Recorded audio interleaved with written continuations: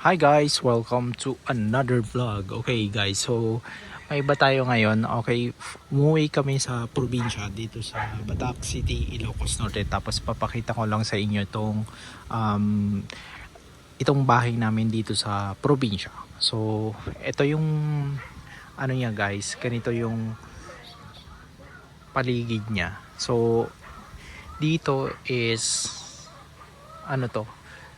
Yan is bundok siya.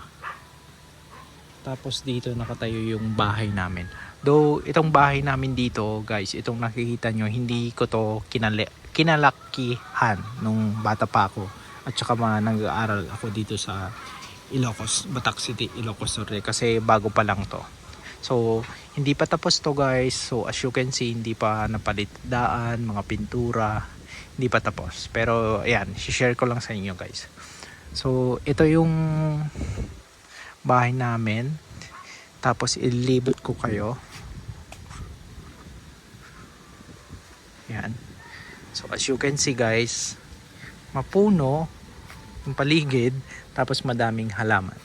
Tapos yung mga bintana, sliding door na din. Tapos yung grills niyan is sa loob guys.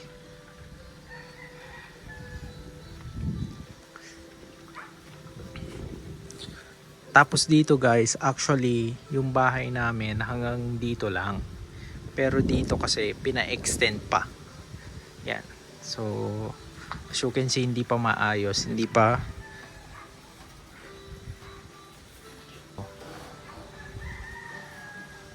naayos yung mga palitada, mga ganun, mga wala pang tiles. Ayan. So sobrang mahangin dito guys sa sa probinsya kasi dito kami sa gilid ng bundok.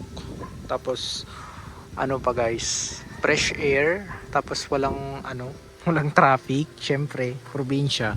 Tapos yung mga guys, yung mga basic na pagkain, like yung mga kailangan sa pagkain, yung mga papaya, mga mango, ganun, pinipitas lang namin dito. Unlike sa Manila, diba, binibili pati dahon ng malunggay. Dito guys is libre.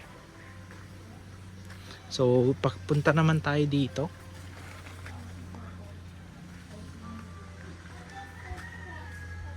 Bali dito yung porch.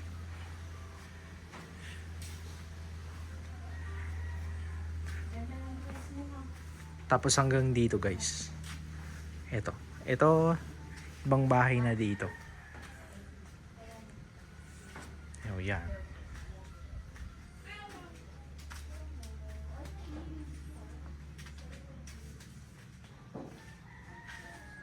Yan, hanggang dyan guys.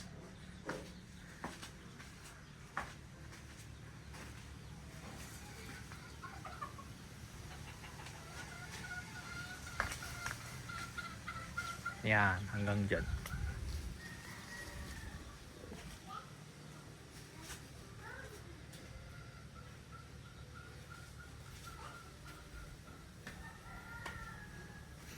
Tapos hindi pa masyadong palitadaan dito sa part na to. Yan, bali hanggang dito guys. Tapos hanggang dun sa likod. Tapos yung property namin dito. So ang nakatira lang dito guys is yung parents ko.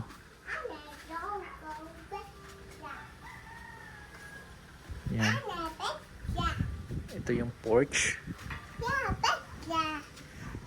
Hello.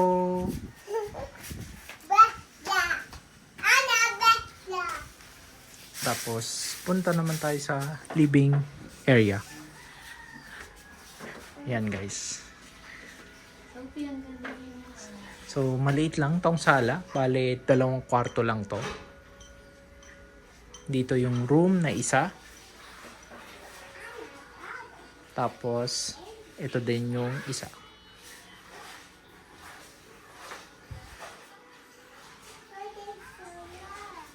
Yan. Di na namin kailangan na mag-aircon dito guys kasi kapag December, January, February, malamig, sobrang lamig dito. parang nasa Baguio ka lang kasi malapit kami sa bundok. Tapos ito, dito yung ano namin, dining. Ay hindi, dun pala sa likod. Bale dito is ano guys, mga ano lang. Yan. Hugasan. Tapos as you can see, wala pang cabinet. Ayan. So, ito, yung cabinet namin, yung cabinet ko pa to nung nag-aaral ako. Tapos, yung si Mama Mary, mga rebulto. Tapos, nga pala, ditong banda is yung sa CR. Hindi ko napapakita guys kasi may tao. So, dito, this is where the magic happens. Joke. Ano, dito yung mga, ano namin, dining tsaka kitchen.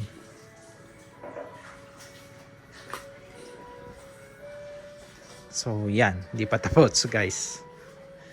Pero kapag natapos to, maganda din to kasi ang luwag siya, guys. Tapos, dito yung dining namin. Tapos, yan. Open lang siya para yung hangin is papasok dito. Open siya.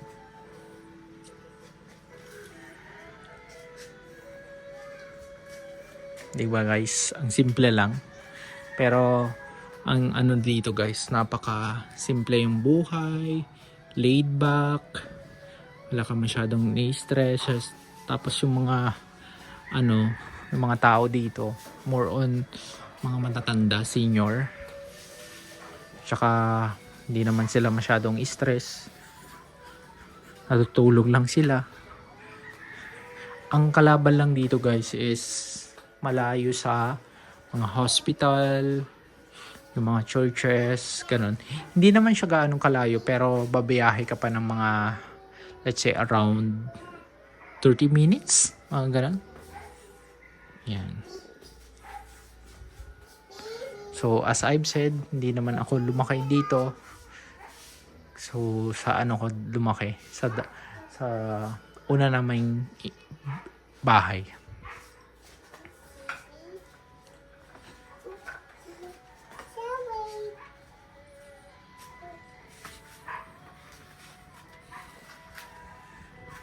Tapos share ko lang pala dito guys.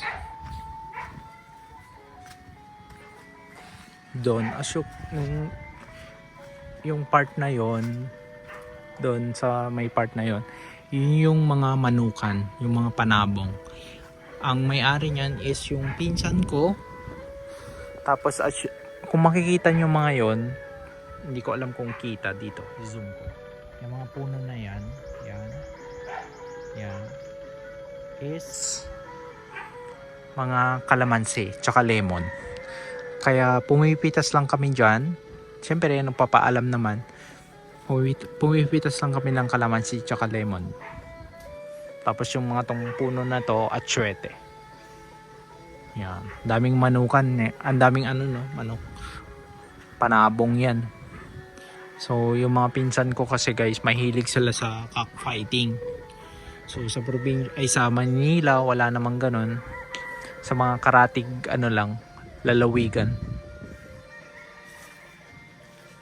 So yun lang guys, shinare ko lang tong ano ko, bahay namin dito sa probinsya. Di naman ganun kalakihan, di naman ganun kagandahan, pero at least 'di ba?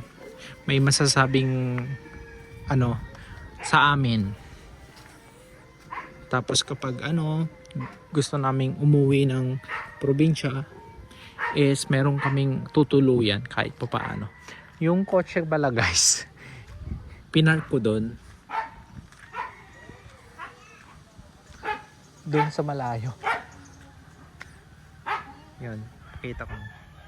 Ayun guys, pinark ko dyan yung kotse kasi yung mga dadaanan is maano siya, rough road tsaka mabato.